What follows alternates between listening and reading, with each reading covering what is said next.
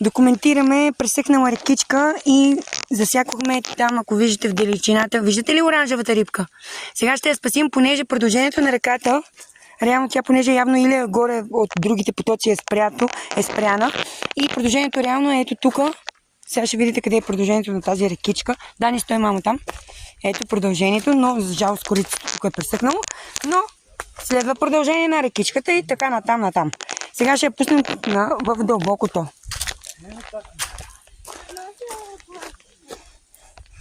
Да фана да я изплаша от тази страна, за да може да дойде сам. Няма, стигни до това.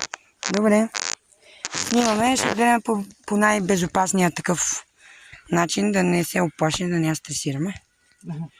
Направо си е шок. Шок! Това ще е пълен шок за нея. Но няма нищо. Ние Ще ни кажем. надяваме се. Дали ще успее да се напълни въпроса? О!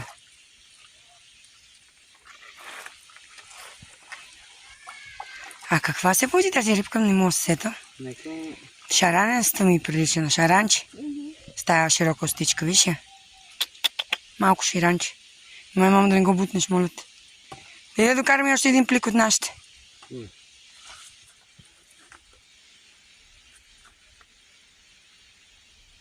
Ага.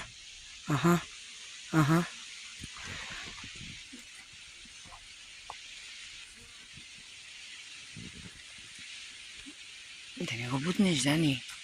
Не имаше някакво. Ей, да. Да, бебе, да, накосам. Айде, мушни се, ще те спасиме, бе. Виж, милата, не.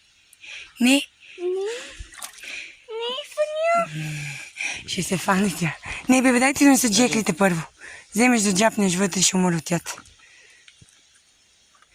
Аз да ида оттам да я плаша. Не, да. Хоп.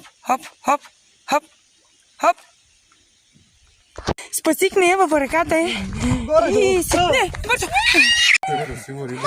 Ето я, спасихме я, хора. Ама не отходя така. Хайде, давай. Нале вода в нещо. Върля му водата.